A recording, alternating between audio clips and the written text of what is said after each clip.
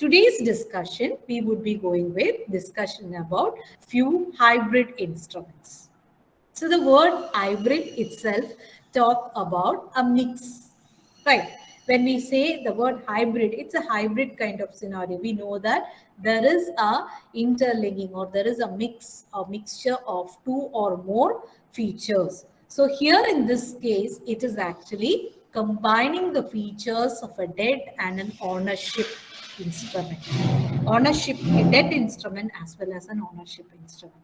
Now we know one of the popular debt instrument is debenture, or it can be bond, or it can be secured premium notes, which is one type of debenture itself.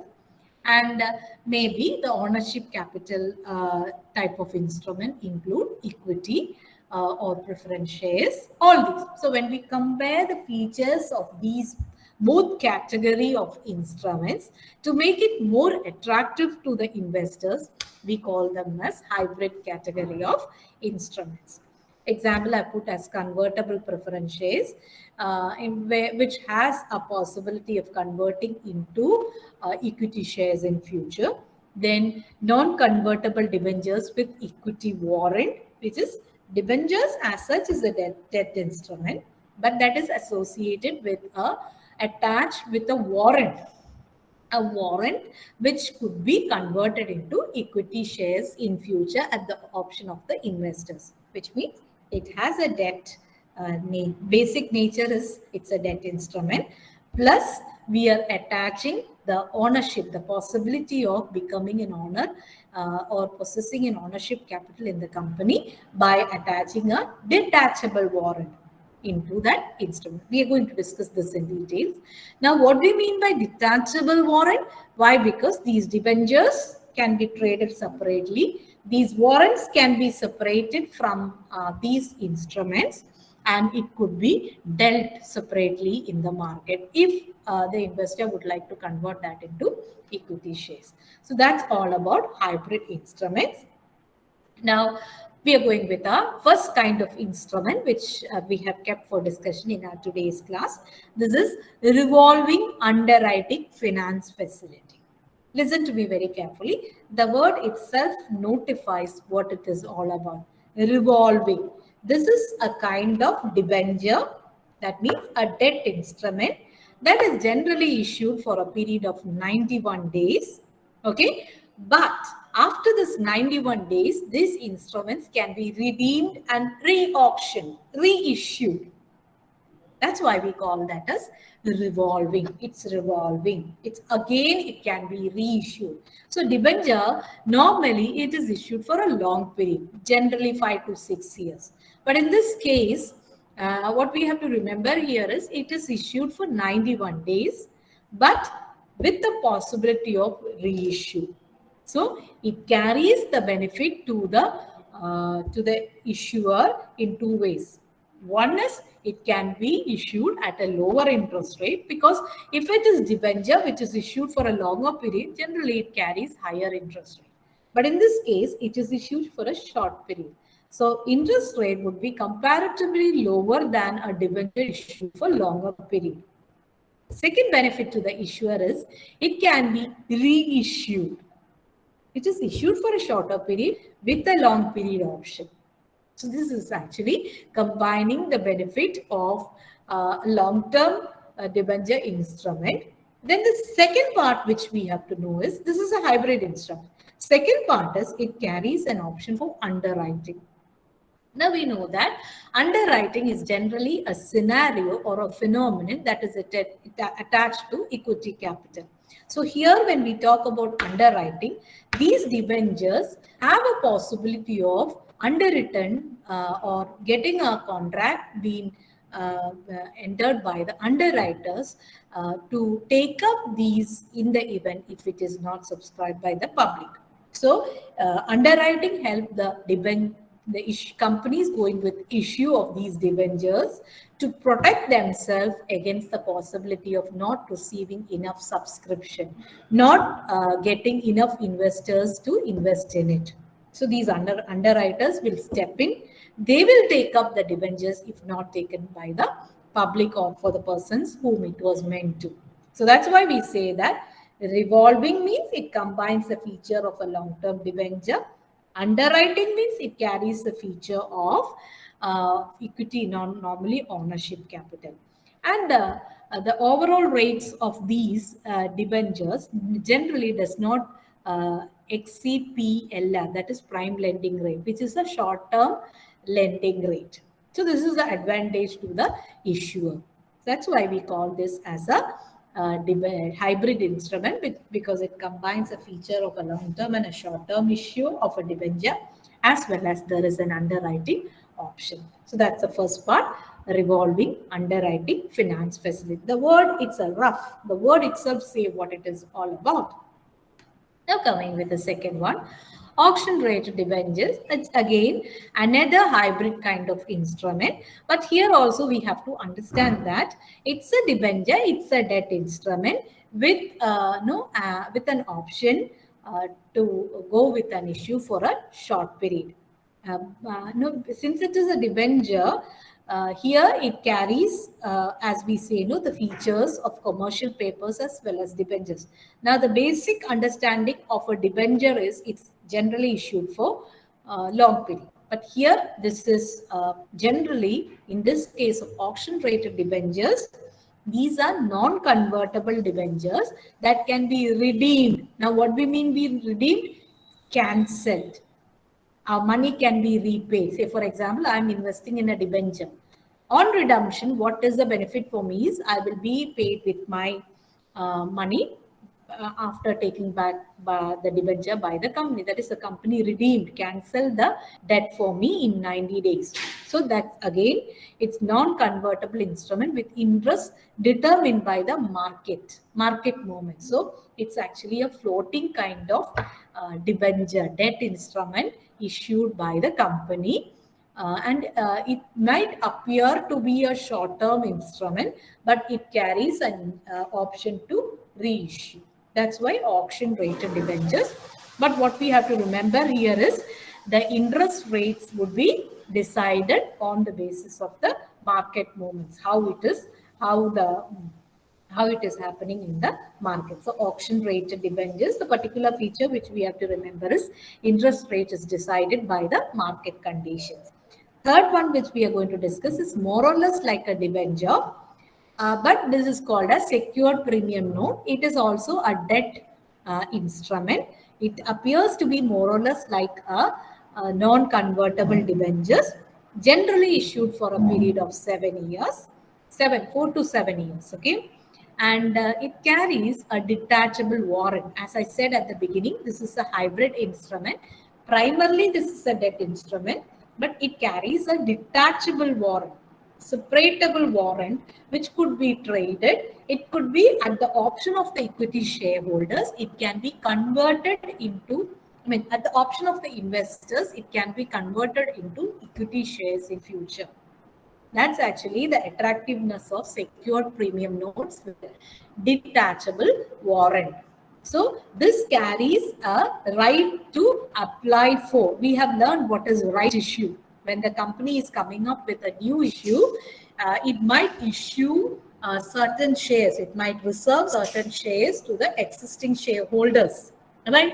That's what we call as right issue. So that is applicable with respect to secured premium notes that is issued with a detachable warrant. So that's why the holder has the right to apply for and to be allotted with equity shares, excuse me, provided the SPN, secured premium note, is fully paid. That is, suppose if the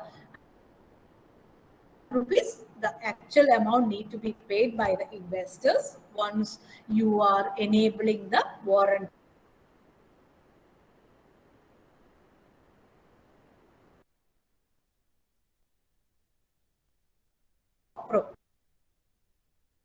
Or becoming a part of ownership capital of the company by converting the warrants at the time of issue of equity shares by the company. So it carries a right to buy equity shares when it is given by or issued by the company, and then you will be allotted with, because it's a preference. It's actually a right that is given to the existing shareholders. which is also offered through the secured premium note. So that's also again another, as we say, hybrid instrument. Now the last one what we are going to discuss in our today's class is non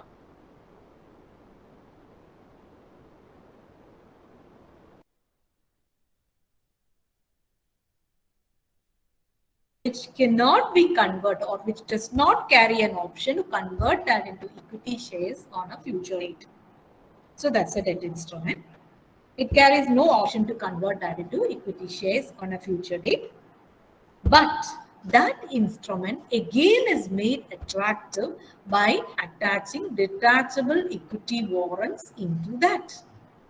Now, what do you mean by it? Is more or less like SPN with a detachable warrant. Here it is non-convertible debenture with an equity warrant. That's the only difference between these two. So, debentures, when companies go with issuing these, to attract investors, they will also go with an option to the equity shareholders by attaching a detachable warrant which could be converted into equity shares after a lock-in period, after some year, maybe after 3 years, maybe after 4 years.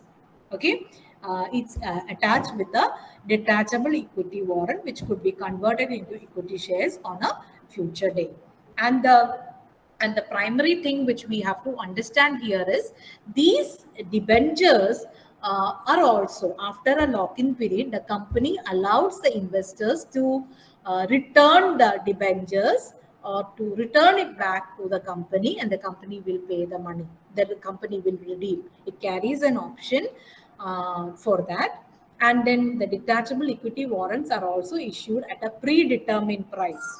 Predetermined price means they will say, okay, you can in future you can subscribe to equity shares at so and so price within a particular time frame. Now what would be the time frame? Maybe 1 year from now or 2 year from now. So that's what we call as a predetermined price and time frame. So these are the four types of innovative hybrid instruments that we have discussed in our today's class. Just to have a recap, today we said about what is a hybrid instrument, and we said that a hybrid instrument is the one which combines the features of a debt instrument and a ownership kind of instrument. That is, it can have features of debt instruments like bond or debentures.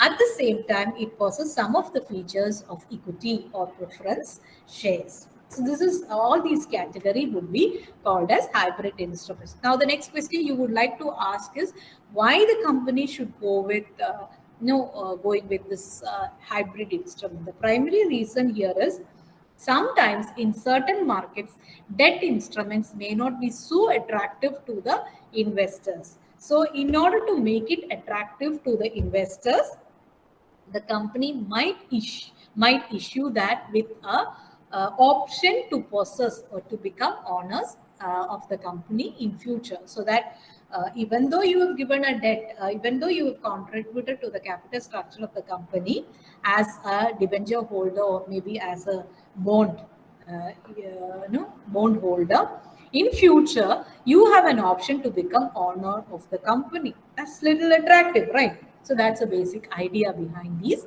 hybrid instruments. And in these hybrid instruments, we discussed three more or less similar instruments and one little different. The first one, rough revolving underwriting finance facility. Here, what we have discussed is this is a kind of debenture that has been issued with for 91 days. That's a short period, and with an option to reissue that after redeeming that within 90 days. Okay, so that means it goes and qualify. It is issued for short period, but it may qualify like a long-term debenture instrument. So that's the first plus point, and the second plus point is it carries an option of underwriting. There is an agreement with underwriters, and these underwriters are paid fees on a continuous basis until the redemption happens. So it has combined the features of a long-term and short-term debenture instrument. At the same time, it has used some of the facilities that was available to equity capital, that is underwriting. So that's what we call as rough. Auction rated debentures, secured premium notes, non-convertible debentures are primarily debt instruments. That's what we have to understand. They are primarily debt instruments, but made attractive, okay, but they are made attractive by attaching different options. In case of auction rated debentures, they are made attractive by attaching the floating rates, that is interest rate decided on the market conditions. Secured premium notes, they are made attractive by attaching the detachable warrants. Attaching the detachable warrants in the sense, these warrants carry an option to convert into equity shares on a future date. So that means after some time, after the lock-in period, the investor can become the owner of the company. If he is willing to. It's option. It's a right issue. It's like a right issue where in case of right issue, as we said, the equity shareholders are given with when the company is thinking of another issue. So likewise here also it is more or less like a right issue. It is issued with a detachable warrant. Now, why do we say that as a detachable warrant? These warrants can be detached, it can be separated and traded exclusively, separately by the investors. They're non-convertible debentures with detachable equity. The only difference here is the first one is secured premium notes. In this case, it is non-convertible debenture. Now, secured premium note is also a category of debenture, type of debenture instrument itself, but they are known by SPN, by that name. Okay, with little slight variations in the in the way it is being handled. Normally, they are issued for 4 to 7 years. Okay, then non-convertible debentures. First, we have to understand is non-convertible debentures are those debentures that does not carry any option to convert that into equity shares on a future date. When these instruments are made attractive by attaching an option to convert an option of warrant, a detachable warrant to convert that into equity shares in future, that is what we call as detachable equity warrants. So there.